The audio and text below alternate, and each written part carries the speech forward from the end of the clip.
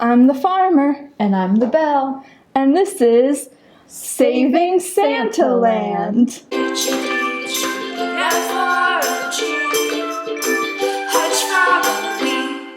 I'm not 100% sure what our posting schedule is going to be like for these videos, but we're doing 2 Christmas videos as a special Christmas treat, and I think this one will be first. I'm pretty sure you're going to see this one first. Would love to state once again, I'm not Christian. I mean, neither am I, but I just love Christmas. I just got back from school. So Chloe's been having Christmas alone until now. And the other night, while I was trying to decide which Christmas movie would be my Christmas movie of the day, or one of the Christmas movies of the day, my mom started scrolling through Amazon Prime, and together we stumbled upon the movie that I will be thinking about constantly until like mid-February probably. The Farmer and the Belle, Saving Santaland. It is definitely not the most insane Christmas movie I've ever seen, but watching it made me feel insane. I have not seen this movie, and I only know a couple details that Chloe's dad accidentally told me. I do not know the plot, I do not know what it's about, I know there is a song in it. And I was gonna tell Noah every single detail about this movie anyway, so we figured we may as well film it so that you can come on this journey with us as I describe it scene by scene. Happy non-denominational winter holiday. We got you this. You're welcome. You can't return it. Noah, before I start, would you like to describe what you think this movie will be about? Or at least what you thought it would be about before my dad started telling you things about it while I shouted for him to stop. Yeah, what he told me was that there are pen pals and a song. And what you told me, before I said don't tell me, is that there's a dead wife. Just so you know, I will be exclusively referring to her as the dead wife in this. It's not just me being disrespectful to her. That is just kind of how they treat her in this movie. She is not a character. She's just a dead wife. Okay, so based on the Saving Santaland thing, I think I'm gonna guess that he is a Christmas tree farm that might get shut down. I took extensive notes while rewatching, because the first time I was just trying to take it all in. Okay, so we open with a title sequence set to an original theme song for this movie. I would like to read you the lyrics of this song, or at least some of them, to really set the mood for the film. Okay. Santaland, Santaland, it's a Christmas-only thing, where ho-ho hats always stay in style. Mm-hmm. We pan in on a young girl and her grandma sitting by the fire. The grandma gives the girl a special charm bracelet that's been passed down through the generations of their family. The girl says that she'll never take it off, and the grandma immediately says, "Oh, but I want you to." Because she wants her to take it off and read what's etched into the charms, which she could easily read while wearing it. There's a lot of very weird pairings of lines in this. Sure. Anyway, the charms have messages about true beauty, and this bracelet will be wildly important to the plot of the movie. Okay. The girl is Belle Winters. Yep. She is 10 years old, and she has a pen pal named Josh, who is also 10. Her grandma is taking her to Santaland, but first she makes this face for no apparent reason. I owe him a letter. Dear pen pal, I can't wait till I see you at Santaland this year. She's like smiling, and the little girl's like, "Yeah, so excited for Santaland." And then she runs off to go get ready, and then the grandma's like smiling, and then she looks after her and just goes. It's very weird, and I do not have any explanation for that. The grandma is like never seen it. Josh lives at Santaland, I think, Yep. Which is just normal and cool. It's just a farm that has a Christmas event, and he and Belle are besties. From the start, we get some hints that Belle has some self-esteem issues that are largely from her mom, but Josh thinks that she's the prettiest girl he knows. You're the prettiest girl I know. Josh is psyched to grow up and raise hogs like his dad, Okay. and Belle says that her mom wants her to be a fashion model, but maybe she would like to be a farmer and raise hogs too. Josh offers to take her picture next to the hogs, so they do a little photo shoot. I have a quick question. They're pen pals who also know each other in real life and hang out? I think the implication is that they met at Santaland, and then they're meeting up again. Okay. It's bad, okay. Yeah, sure. They did not put that much thought into anything in this movie. Okay, cool. For some reason, Josh has a very nice camera and tells her to climb up on the fence so he can get some more dynamic shots. How's his line read on that? It's never great. Give me another pose. Get up higher. I'll shoot you from down here. Somehow Belle falls backwards over the fence very dramatically and lands in the mud, and then a bunch of other little girls laugh at her. She blames Josh and makes Grammy take her home. She and Josh were supposed to be Mary and Joseph in the Santaland nativity, but she can't be Mary when she's covered in mud. We still have to be Joseph and Mary in the nativity. I can't. Not like this. I don't know why she can't just take a shower. This seems to be some sort of like a vacation spot. Like they have a cabin. She just has to go home. She goes home and her mom is insane. She's like, nobody will ever laugh at you or let you fall in mud ever again. Not when you're a fashion model. For some reason, nobody in this movie ever just says model. It's always fashion model. Fashion model. Fashion model. So she's like, see, Belle, this is why farms and Christmas both suck. I hate both of them. You'll never have to deal with them when you're a fashion model. But we love both of those things. Belle realizes that her special charm bracelet isn't on her wrist anymore and freaks out. No, But it fell in the mud. but her mom says not to worry because someday she'll have tons of jewels because she'll be a fashion model. One day, these wrists will have diamonds on them. We cut to a montage of high fashion editorial pictures of grown-up Belle, who is now a fashion model. I would just like you to know that the pictures are very bad.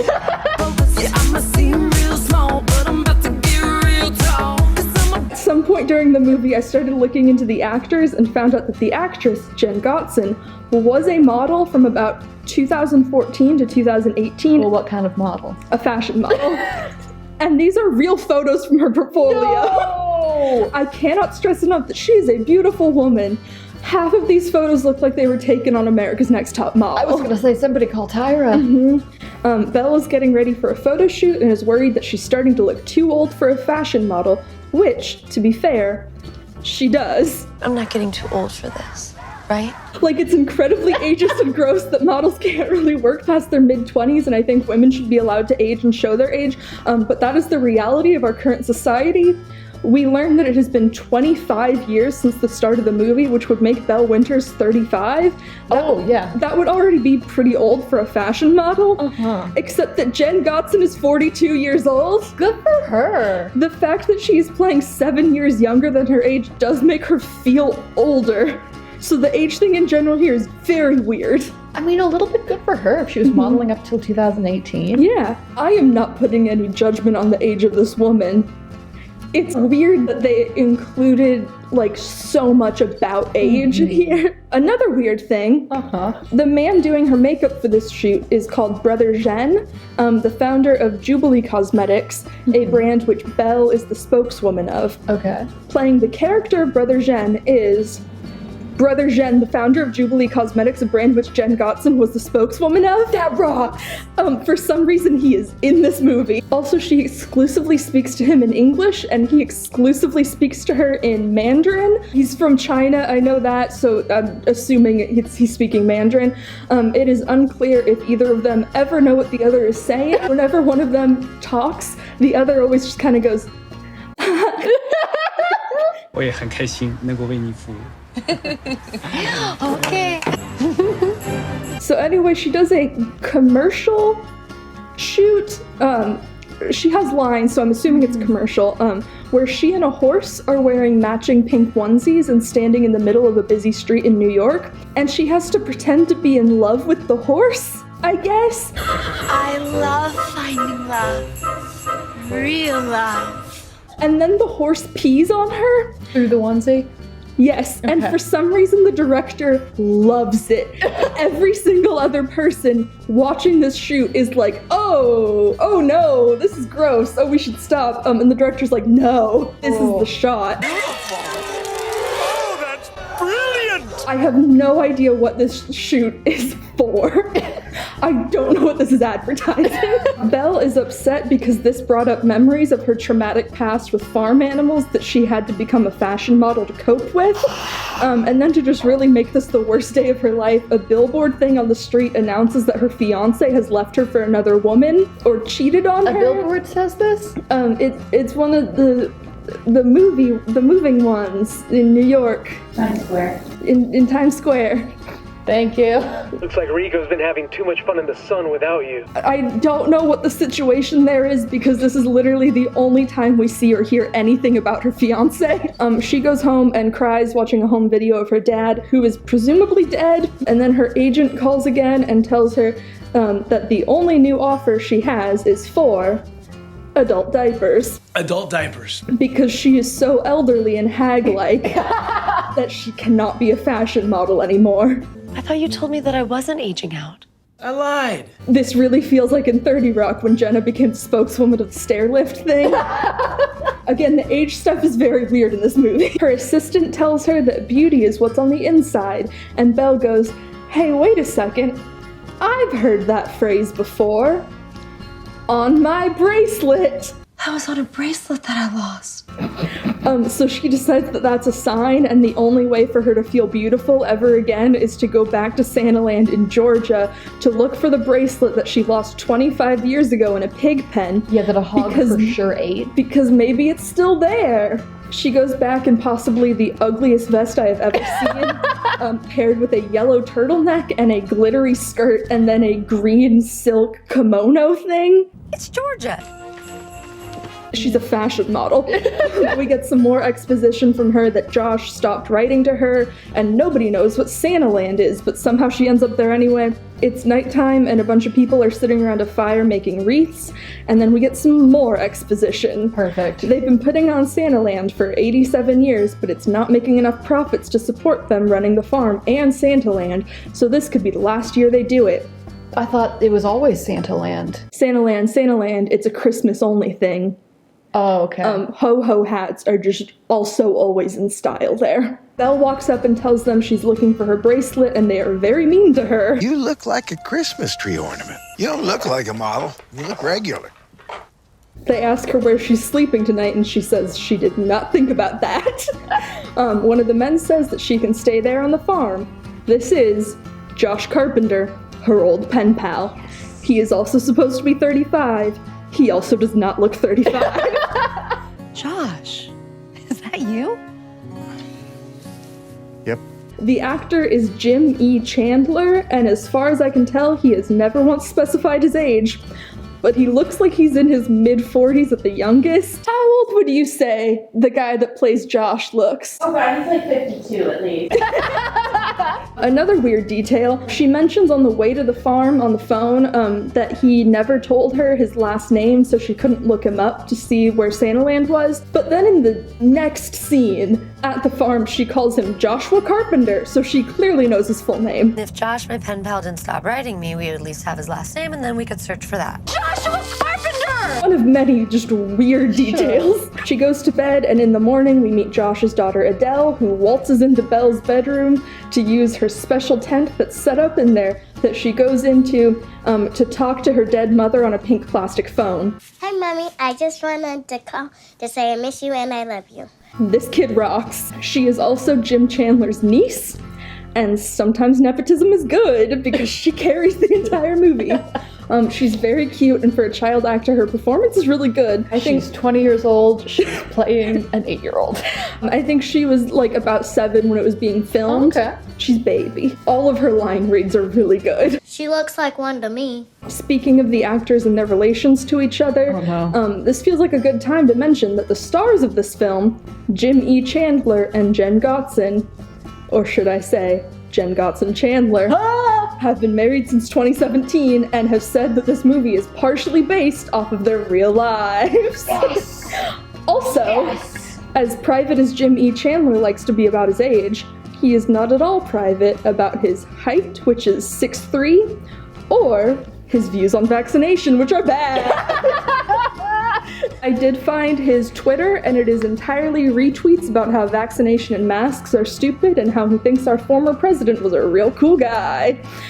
He also has a whole lot of thoughts about critical race theory, and also here's a super cool mirror selfie of him with his leftist tears travel mug. That is the most poorly staged photograph I've ever seen. Why are both hands stabilizing the phone while the mug is completely out of frame until he's perfect? I love it. He looks horrible.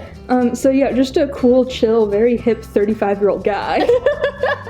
Also, I'm assuming he is too, but Jen is a member of Hillsong Church and posts about that a whole lot on Instagram in between promotional posts for this movie. A real cool couple. So then Belle comes out wearing Josh's dead wife's clothes. The airport lost her luggage, so now she has to wear his dead wife's clothes for the rest of this movie. I wasn't sure at first, but the room she's staying in was his dead wife's room, and her clothes are in there, and the special dead mom tent is in there, and her bed is in there. So I think maybe they did the extreme version of the 1950s married couple in beds thing, except they gave them fully separate rooms so we wouldn't have to think about this man and his dead wife hooking up. Anyway, his wife also had very bad taste in clothes, because Belle walks out wearing a denim jumpsuit with no sleeves. Perfect. What? You look like my mommy. They look good on you. Oh, gross. Then they go to a Christmas tree farm together, and Belle meets Kathy. Are they not the Christmas tree farm? No, they are not. And Belle meets Kathy, the third person of color to speak in this movie. Also, I think the last, maybe. Kathy informs Belle that Josh is not simply a hog farmer, he is also a pastor. Pastor Josh. Is this a movie about Jesus? Did you think it wasn't? They go home and decorate the tree, and Belle and Adele do this.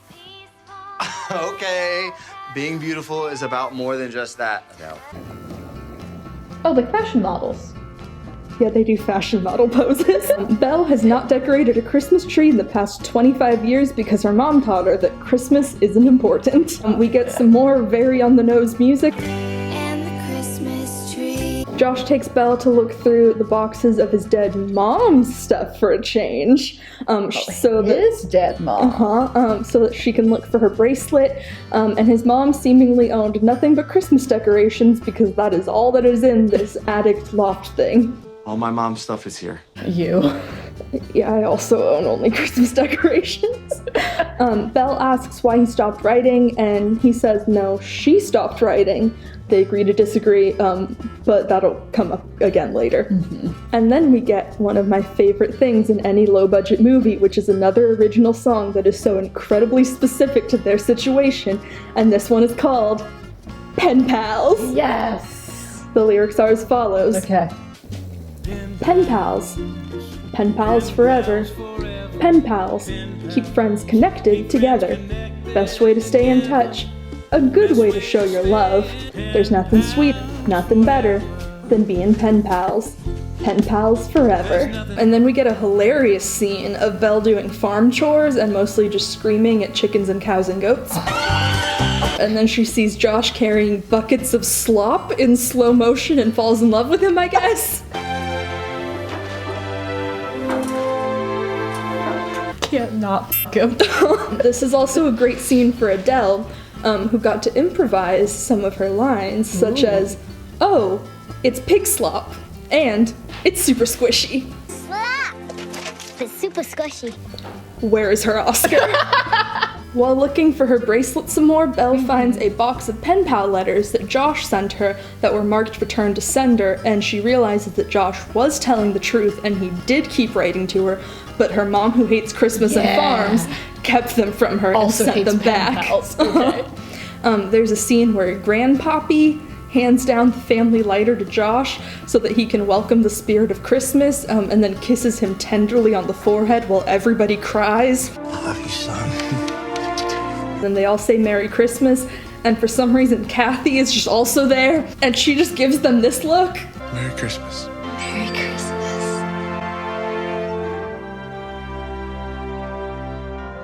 End of scene. They pray and talk about God some more. Belle makes Christmas cookies with Adele and is very annoying the whole time. What up? Mouse is not working. And Belle tells Josh about the returned letters. They reason that his mom hid them from him so that he wouldn't be sad. Belle calls her agent and agrees to do the adult diaper job if he'll help her save Santaland. No. Santaland finally opens. Okay. After us just kind of talking about it for the past hour. Everybody's making gingerbread houses and visiting Santa, and Grandpappy's doing a kissing booth for old ladies. Would he kiss some old men if they came by? This is not that kind of movie, though. This is a respectful, God-fearing movie where old men kiss old women at the kissing booth. God-fearing Santaland. And then Brother Jean shows up to do a teen girl's makeup.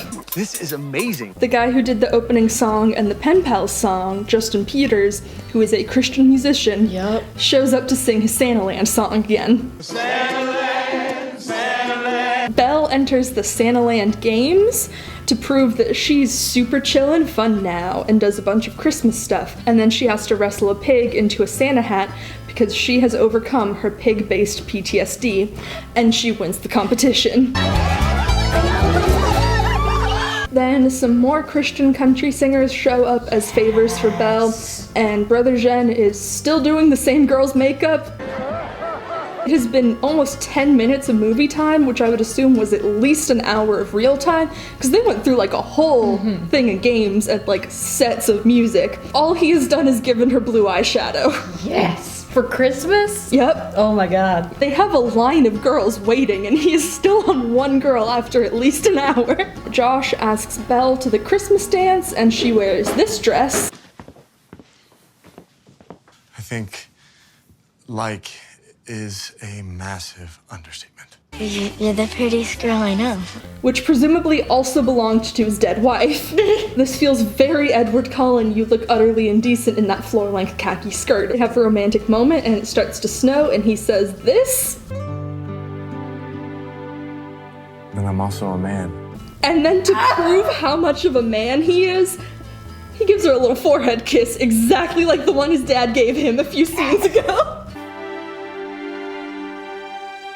Yes! They go home and Belle finds out that footage of the Santaland games got posted online and now everybody loves her again and everyone's coming together to help her save Santaland. But then...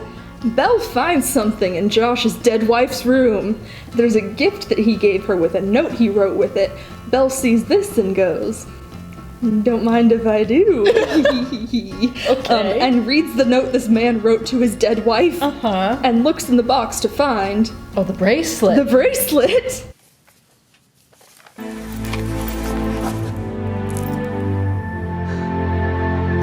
She confronts Josh and he says, "Yes, I was lying about not knowing where the bracelet was, but I've been praying about it. And also it made my dead wife not die for a little bit longer. And also if I gave it to you right away, you would have left, so it's okay maybe?" And she's like, "No? I am leaving now? Never speak to me again. This was weird. You did a weird thing." Josh gives a sermon about how he lied, and Belle reads all the charms on her bracelet, which are all Bible quotes, and makes a mysterious phone call. Side note, the way that Belle hangs up phones is insane. Thanks, John. I gotta go.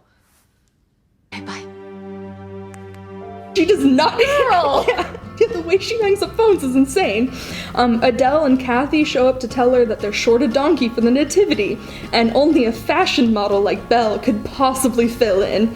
Belle is like, haha, God. You don't waste much time, do you? God. Yeah. They do the nativity, and Adele is Mary, and Belle is her donkey, and it's very cute.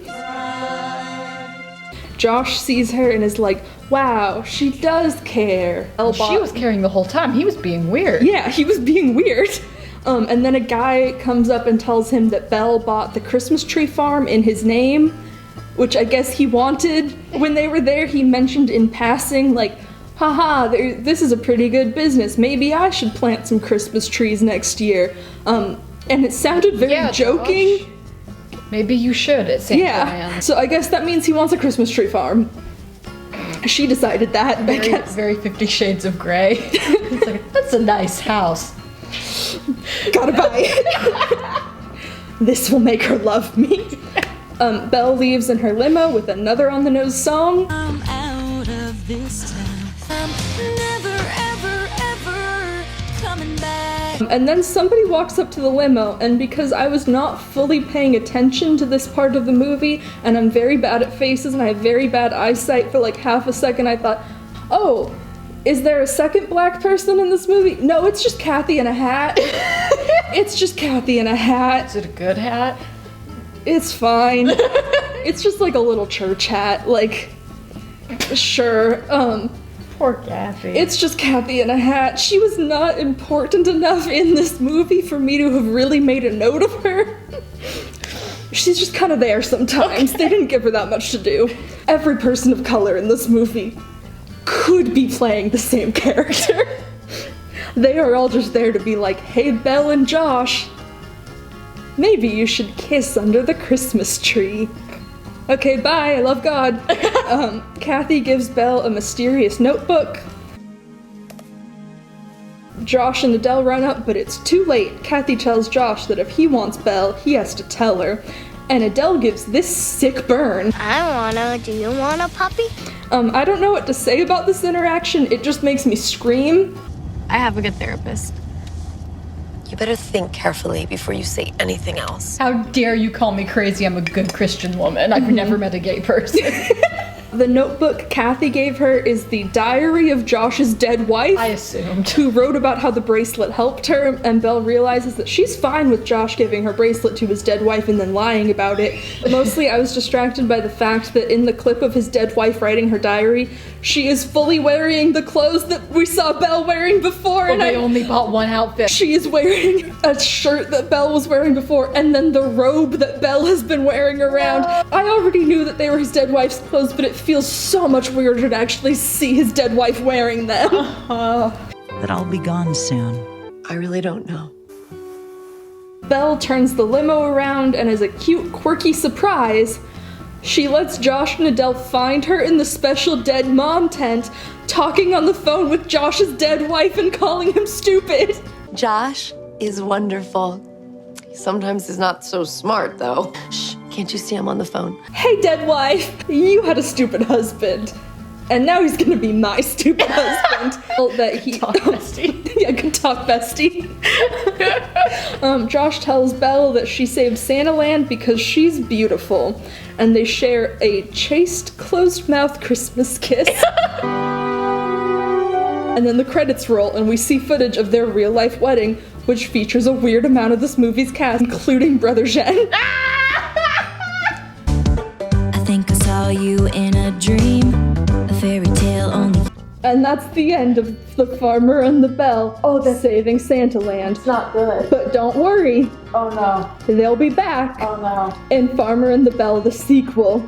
They have confirmed that this is only the first in this franchise, but if you're feeling like you need something to keep you going until then, you can live out your very own journey to inner beauty with the official Farmer and the Belle bracelet, which is available on their website and on QVC for just $75. I'd like to see it, please. Oh, like they're not even good charms. Like it's just circles with Bible verses. Also, I think it's very funny. They designed this specifically for the movie. Jen Gotzon did. Supposedly, this was passed down from Belle's great-great-grandmother. This came from a Kay Jewelers in 2004. This is not a family heirloom. Oh. That's hideous. They also did some product placement for 2 books in the movie. One that was a favorite of Josh's dead wife, Divine Beauty, Becoming Beautiful Based on God's Truth, and a children's book that Belle reads to Adele because it's her favorite, Beautiful Mabel, which was written by VeggieTales co-creator. Oh, I know that one. Mike Naraki. Yeah, I know that one. Yeah, I thought you might. I had a good Christian childhood. So what a horrible movie. You wanna watch it? I would like to watch it tonight, yes, very much. Okay, so that was The Farmer and the Belle Saving Santaland. Hopefully this goes up before Christmas. It should. I have Adderall now. Yeah, you'll edit it because it'll mean you'll have to watch the movie again, huh? Yeah. So this will go up soon. Also, I would just like to make it clear, I did not go into this wanting to make fun of them for their religion. At first I was like, oh, okay, so they might be very chill Christians, who are just doing their thing, and making a little movie about it, and that's fun, and I'm fine with that. Then I just kind of kept finding more things and going, oh no, oh no. Yeah, I'm gonna make fun of them for this. Like, comment, subscribe. All of our links are in the description below. Will you be including a link to the YouTube version of Farmer and the Belle? Yes, the whole movie is on YouTube. Please go watch it. I had a very good time watching it. The second time watching it, I had a very bad time watching it. First time is real good though. We'll see how the third time goes. If you join our Patreon really quick, we'll send you a Christmas card. Yeah! Also, we're gonna have a fun surprise for our patrons in our second Christmas video, which will be our official Christmas video. This one is purely so that we can watch Farmer and the Belle tonight. Yeah. Oh, I have a Band-Aid. Oh yeah, show them your Band-Aid. I have a Ow. It says Best Friends, and it's got Bert and Ernie on it. Christmas. Okay, bedtime, baby. Bedtime, baby. Happy winter. Come and sit on our log. We'll have fun with HedgeFrog. No unclog, frog and hedge. You can be our new best friend. H-E-D-G-F-R-O-G. HedgeFrog on the Wii. It's like the Twilight khakis thing? Yeah. Okay. That is written in here. Yes! Give me a second. We are connected. That was not our worst video.